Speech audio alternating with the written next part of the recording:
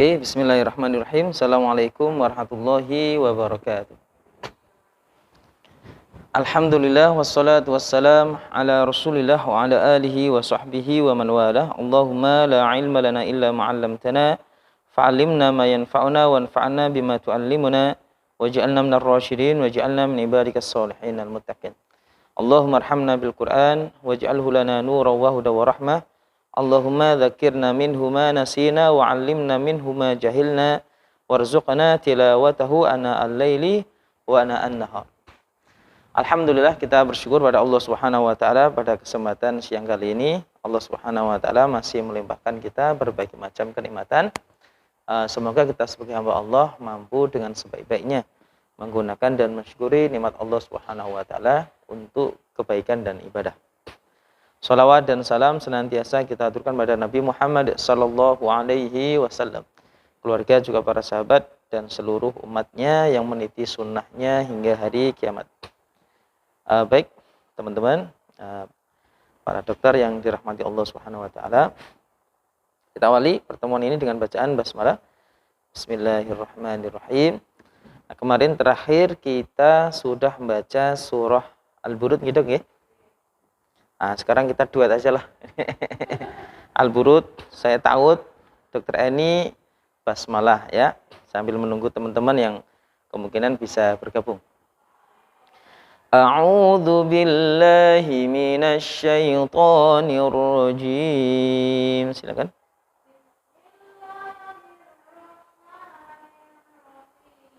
Was-samaa'i dzatil buruj. Wa syahidin wa mashhud.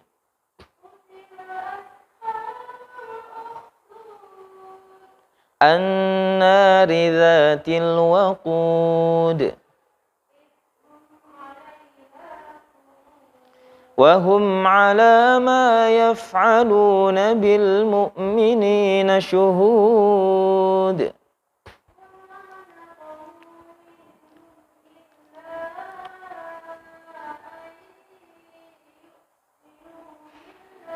Ay yu'minu billahil azizil hamid.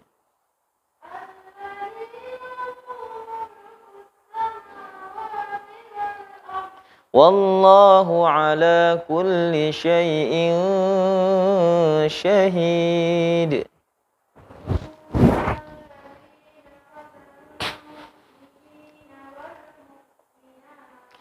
Thumma lam yatubu falahum adzabu jahannam.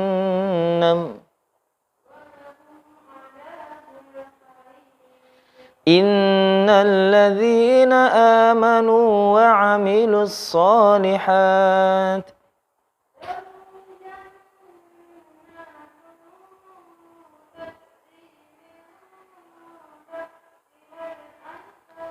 dzalikal fawzul kabir.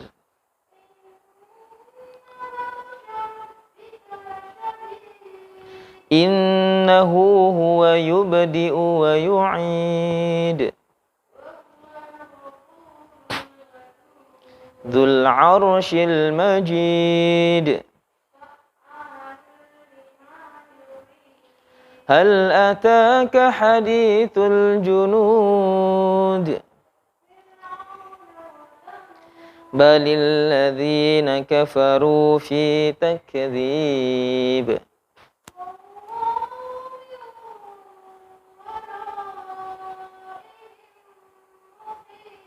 Bal huwa Qur'anum Majid. Baik, alhamdulillah. Jadi surah Al-Buruj. Al-Buruj ini bisa bermakna bintang atau formasi-formasi bintang. Maka bintang ini termasuk di dalamnya adalah bintang, bulan, juga matahari, juga galaksi-galaksi yang lain.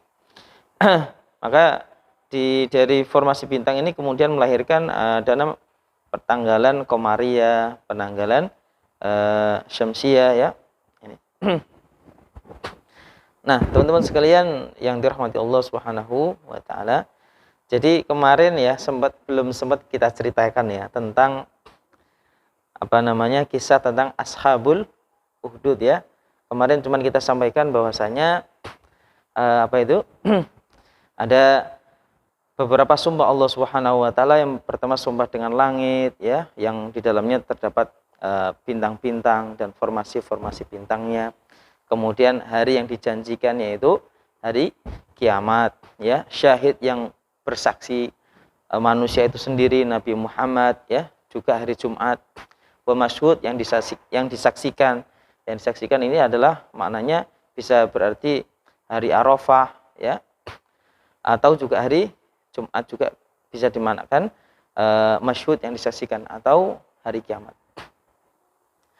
Nah, kemudian setelah beberapa sumpah tersebut, Allah katakan kutila ashabul ukhdud, akan binasa ya, yaitu para pembuat parit-parit untuk menyiksa orang yang beriman itu ya. Jadi ini bisa berarti satu raja, satu penguasa, satu rejim ya, atau orang yang punya kekuatan apapun, kekuatan politik, kekuatan harta dan macam-macam, yang kemudian dengan kekuatan itu mereka menyiksa orang-orang yang beriman. Jadi ternyata iman ini luar biasa ya. Jadi kalau kita telusuri, banyak kan orang jahat mengganggu orang lain itu kan faktor iman ya. Contoh seperti umat Islam yang ada di Rohingya ya, ada di Cina di Xinjiang ya. Itu sampai getolnya mereka ini menyiksa supaya mereka itu keluar dari Islam. Makanya contoh 4 juta etnis muslim Xinjiang yang di penjara atau dimasukkan dalam kamp konsentrasi ada di Cina sana itu, mereka bahkan nama yang masih nama Islam itu dipaksa untuk ganti nama Cina ya. Kemudian yang punya anak perempuan dipaksa untuk kawin dengan yang komunis Cina ya. Yang punya anak kecil diambil paksa dari keluarganya, kemudian dimasukkan dalam satu seperti camp khusus anak-anak dari kecil, dijejali dengan partai Cina, dijali dengan ideologi komunis dan lain sebagainya. Ternyata sebabnya cuma satu saja, mereka diperlakukan seperti itu karena mereka beriman. Nah, disinilah bisa kita ambil betapa mahalnya nilai iman itu, betapa mahalnya istilahnya nikmat iman itu, sehingga membuat iri orang kafir tuh. Membuat iri orang kafir ya, jangan sampai orang itu beriman kepada Allah Subhanahu wa taala. Jadi nah, kisah tentang Ashabul Ukhdud ini kemarin kita sampaikan, ini terjadi di beberapa tempat. Kalau Ibnu Katsir, ahli tafsir, itu mengatakan, ada yang mengatakan kejadian yang Allah abadikan dalam surat ya, penyiksaan terhadap orang yang beriman dengan dimasukkan ke parit ini. Ibnu Katsir menerangkan ada yang terjadi di beberapa tempat ya. Ada pernah terjadi di Persia. Persia kalau sekarang mungkin Iran sama Irak ya. Persia, negeri Persia. Kemudian pernah juga terjadi di Yaman, daerah Najran. Pernah juga terjadi di Habasyah atau kalau sekarang Ethiopia di Afrika. Dan yang keempat pernah terjadi pada zaman Bani Israel, zamannya Nabi Musa alaihissalam. Ya. Ala kulli hal, yang jelas itu pernah terjadi dan pernah terjadi sampai beberapa kali. Artinya memang istilahnya sudah menjadi sunnah, sudah menjadi kebiasaan yang namanya orang beriman itu diuji seperti itu, Dok. Dan ada kalanya diuji seperti itu. Nah, kisahnya secara global, ini sambil santai saja ini kita dengerin kisah ya. Oke, saya sambil nanti diskusi ya, Pak. Jenengan mungkin ada pertanyaan, silakan ya. Kemungkinan ini nggak saya ngehafal dulu karena nggak lengkap ya. Jadi kita ngobrol aja dulu. Jadi teman-teman sekalian, nah kisah tentang Ashabul Ukhdud yang tadi lokasinya terjadi perbedaan, yang jelas terjadi di beberapa tempat itu, saya ambil dari riwayat Imam Ahmad ya, dari sahabat Suhaib ya, dikisahkan Nabi SAW mengatakan, ini kisah ya, riwayat saya bacakan tapi ini kisah ya, dinikmati saja. Jadi kana malikun fi man kana qablakum, dulu ada seorang raja Ya, dulu ada seorang raja. Ini supaya kisahnya ini urut, saya sambil baca nggak apa ya. Tapi saya terjemahkan. Dulu ada seorang raja. Kana lahu sahirun. Raja ini dia punya satu tim supranatural, punya dukun, punya tukang sihir. Dan itu memang kebiasaannya para raja-raja dulu itu punya satu tim ahli sihir. Contoh seperti punya apa ya istilahnya, punya menteri tapi khusus tentang supranatural. Nah, seperti tentang kisahnya Firaun, ya, ketika suatu malam dia mimpi kerajaannya akan direnggut oleh putra Bani Israel, ya. Akhirnya kan dia datangkan para tukang sihirnya. Tanya, ini apa maksudnya mimpi ini? Apa ini maksudnya mimpi? Tapi mereka tidak ada yang bisa menerangkan mimpi itu. Apa jawab mereka? Qalu adghathu ahlam. Hei Firaun, setelah kami tim para dukun ini rapat, ya, hasilnya itu nihil. Artinya itu hanya halusinasi saja. Itu mimpi yang enggak ada makna. Padahal itu mimpi yang benar, ya. Artinya sebentar lagi Firaun rezimnya akan segera selesai. Nah, ini teman-teman sekalian, ini saya lanjutkan, ya. Jadi ada satu raja punya dukun atau tukang sihir. Falamma kabura sahir qala al-malik inni qad kaburtu, ya, qad kaburat sinni wa hadara ajli. Maka ketika tukang sihir ini sudah begitu senior, sudah begitu tua, maka dia ngomong pada rajanya, "Hei raja, saya ini sudah begitu tua renta. Tolong siapkan kader. Saya akan kader dia untuk meneruskan divisi perdukunan di kerajaan itu." Ya. Ya, fadfa ilayya ghulaman li'u'allimahu sihra. Kirim aku satu kader, ya, yang masih seger, laki-laki terbaik, aku akan ajari ilmu supranatural, ilmu perdukunan untuk menguatkan kerajaan Anda.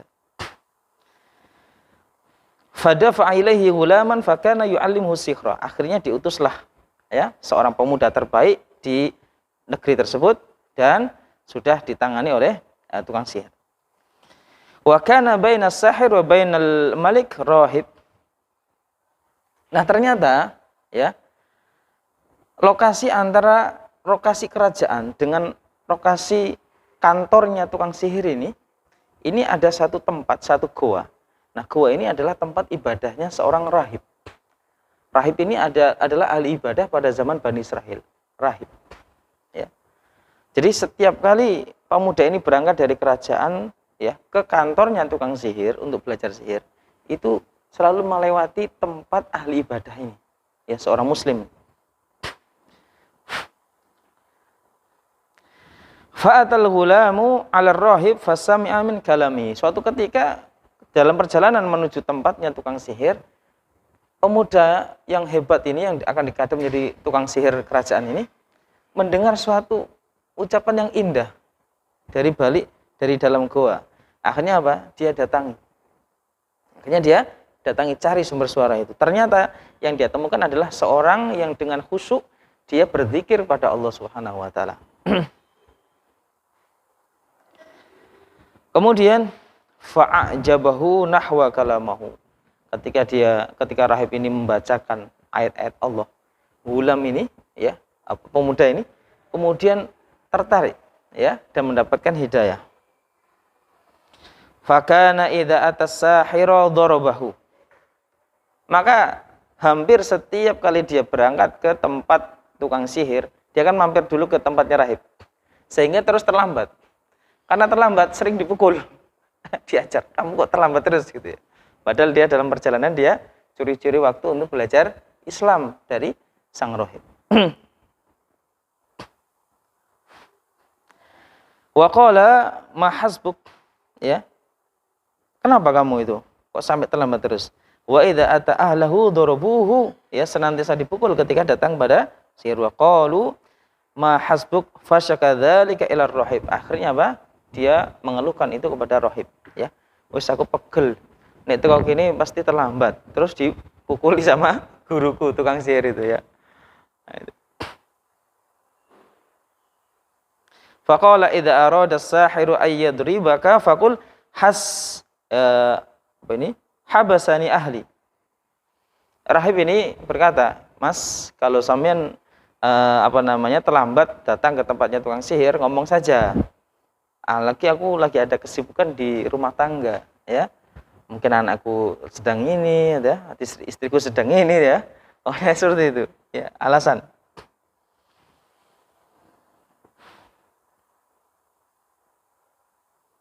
Dan wa idza arada ahluka ayyadribuka, dan apabila kamu sepulang dari tukang sihir, kok kemudian terlambat pulang, istrimu marah.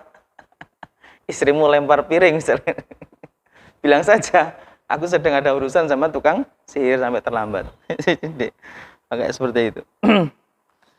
Kemudian fa bainama huwa dzata yaumin id ata ala dabah fadhi'atin 'azimatin qad habasatin nasu fala yastati'una ay yajuzu. Nah, suatu saat ketika sudah matang ilmunya, dia juga belajar Islam dari rahib, belajar tukang sihir, tapi dia masih masih baina-baina, masih ragu. Ini jane ajarannya sing bener. Apakah Islam yang disampaikan oleh rahib, apakah ilmu sihir ya yang diajarkan oleh tukang sihir. Nah, suatu saat Allah kasih rintangan. Tiba-tiba dia melihat satu jalan di mana jalan ini tertutup oleh sebuah gangguan yang berupa hewan besar. Ada yang mengatakan singa, ada yang mengatakan ular. Orang-orang pada takut semua. Maka pemuda ini maju. Dia ngambil batu, kemudian dia berkata, "Ya Allah, ya, kalau ternyata ajaran Islam yang disampaikan oleh rahib ini yang benar, maka lenyapkanlah hewan ini, ya, singkirkanlah bulan ini dengan batu ini." Maka dia kemudian lempar, dan akhirnya ular atau singa tadi kemudian pergi dan tidak mengganggu dan tidak menyerang dia dan juga warga di situ. Nah, setelah itu kemudian sudah berjalan normal, kemudian dia menghadap pada rahib. Ya, fa akhbara ar-rahib bidzalik. Dia ceritakan pada rahib. Faqala, "Ya bunayya anta afdal minni." Hei pemuda, setelah kejadian itu, maka sungguh ketahuilah, sekarang kamu itu lebih baik daripada saya. Ya, kamu lebih baik daripada saya. Wa innaka satubtala. Dan ingat, ya, mulai detik ini, setelah kamu yakin dengan Islammu, ya, setelah kejadian tadi itu, kamu akan diuji oleh Allah Subhanahu wa taala. Imanmu akan diuji. Jadi memang ada kalanya, ya, teman-teman sekalian, ketika kita coba meningkatkan kualitas iman kita, itu justru malah ujian silih berganti, Mas. Dok. Kadang kita mulai hijrah, ya kan? Kita mulai merutinkan sholat 5 waktu, kita mulai menutup aurat. Kadang diuji, ya kan? Mungkin dijauhi teman, ya. Mungkin kalau misalkan dokter, ya, pasiennya lari bisa jadi. Wah, ya, pasien kok malah tinggal sholat misalkan, ya. Macam-macam ujian, ya kan? Contoh. Nah, berikutnya fala tadulla alayya. Maka nanti kalau ketika kamu diuji, ya, ditangkap atau lain-lain, kamu jangan ngomong kalau yang ngajari kamu itu adalah saya. Gitu. Maka kemudian cerita berikutnya, ini cerita aja Dok, ini forum santai. Kisah ini saya ambilkan dari tafsir Ibnu Katsir berkenaan tentang Ashabul Ukhdud. Ya, jadi ini kisahnya. Ini banyak manfaat yang bisa kita ambil. Nah, berikutnya mana tadi? Fakanal ghulamu yubri'ul akmaha wal abrasa wa sa'irul adwiya wa yashfihim. Ini subhanallah. Ya, setelah selesai belajar dengan si rahib, ternyata si gulam ini jadi terapis. Ya, itu kalau herbal, ya. Kalau sekarang mungkin jadi dokter. Dia jadi dokter, dia banyak mengobati orang di sini. Al-akmaha, ya, al-akma, orang yang akma, orang yang buta matanya, ya, bisa disembuhkan, ya, yang tuli bisa disembuhkan. Wal abros, orang yang terkena penyakit kulit, belang-belang, ya, kista, ya Dok, gitu namanya. Kista apa itu? Penyakit kulit itu apa? Kusta ya, bukan kista ya. Kista kan ini ya kandungan ya. Kusta ya dulu. Dulu kan wabah yang mematikan ya dulu. Nah, lepra. Itu dia mampu sembuhkan. Wasairul adwiya wa yashfihim. Semua penyakit apapun dia mampu sembuhkan. Dengan izin Allah Subhanahu wa taala. Sampai terkenal ya. Jadi dokter terkenal ya. Paling dicari nih, dokter paling dicari nih. Wa kana jalisu maliki fa'amiya. Nah, ternyata menteri dari raja itu ada yang terkena penyakit buta. Ya, tiba-tiba terkena penyakit buta, matanya tidak bisa melihat. Akhirnya dia tentunya cari dokter terbaik. Nah, ternyata si Ghulam ini, pemuda ini sudah terkenal dengan prakteknya. Ya. Akhirnya datanglah dia kepada pemuda ini. Mana tadi? Fasami abihi, maka menteri yang buta tadi itu mendengar ketenaran dari dokter muda ini. Akhirnya datang dia. Ya, mungkin kayak dokter Fahmi ya, dokter muda. Ya, karirnya lagi melejit ya. Fa'atahu bihadaya kasiroh, datang ke dokter muda ini, dokter Fahmi ini dengan membawa hadiah yang banyak. Wah, ya akhirnya sembuh itu. Ya. Faqala ishfini walaka ma hahuna jami'an. Dokter, tolong sembuhkan penyakitku ini. Mataku nggak bisa lihat. Kalau kamu bisa menyembuhkan, ini hadiah ini semua buat sampean. Semua buat sampean. Emas, ya, perak-perak dan sebagainya itu. Nah, kemudian mana tadi? Tulisannya kecil-kecil ini. Faqala ma ana asfi ahadan. Hei Pak Menteri, sesungguhnya bukan saya yang menyembuhkan, bukan. Bukan saya, bukan obat saya, ya, yang mampu menyembuhkan banyak pasien yang datang ke saya itu. Innama yasfiyallah. Sesungguhnya yang berikan kesembuhan itu Allah. Nah, ini mestinya harus teman-teman ini miliki nih, ya, sebagai praktisi kesehatan ya, dokter. Jadi yang menyembuhkan bukan sampean. Bukan juga resep obat dan sebagainya, tapi yang menyembuhkan adalah Allah. Kita hanya sebagai perantara, gitu ya. Nah, itu. Kalau kemudian ya aku sing nyembuhkan ini, kira-kira apa resikonya? Syirik kita bisa. Ya kan? Kita mengatakan diri bisa memberikan kesembuhan seperti Allah. Nah, kita bisa menjadi Tuhan nanti. Jadi cukuplah kita sebagai perantara, ya, kesembuhan yang Allah titipkan. Nah, berikutnya fa in amanta bihi da'autullah fasyafaq. Hei menteri, kalau kamu mau pingin sembuh, kamu beriman pada Allah. Kalau kamu beriman pada Allah, aku akan obati, aku akan doakan, kasih resep sembuh. Nah, mestinya dokter juga seperti itu. Artinya apa? Dalam praktek kesehatannya itu tetap dimasukkan unsur-unsur dakwah, unsur Islam, unsur tauhid, ya. Suruh pasien untuk berdoa pada Allah Subhanahu wa taala, memperbaiki kebersihannya, ibadahnya, ya, silaturahimnya. Kan banyak penyakit itu ternyata kenapa? Mungkin dia punya masalah sama orang nggak selesai ya. Ada kan seperti itu ya. Biasanya dokter-dokter yang dokter dalam ya. Nah, itu. Kadang coba cek hubungan Anda dengan ibu sampean, hubungan sampean dengan istri sampean gimana, hubungan sampean dengan anak-anak. Kadang jadi kita kasih motivasi seperti itu. Ya, kadang saya juga ngeruqyah orang itu juga kayak itu. Kita masuki unsur-unsur dakwah. Sampean mungkin sholatnya masih bolong-bolong, Pak. Ya kan? Atau mungkin sampean jarang baca Quran, ya. Sampean coba ya tutup auratnya, ya. Karena ketika Anda menutup aurat, disitulah pintu masuknya syaitan. Macam-macam. Jadi kita selipkan unsur dakwah dalam praktek kesehatan. Nah, berikutnya fa'amanah, akhirnya menteri ini menerima. Iya, saya siap beriman pada Allah. Fada'a, akhirnya diobati, didoakan. Kemudian fasyafa, dan akhirnya sembuh. Tsumma atal malika fajalasa minhu, kemudian setelah sembuh dia datang kepada raja, mulai masuk kerja nih. Mulai masuk kerja. Sebagai dia masuk kerja, masuk ke kantor seperti disediakan lah, ya.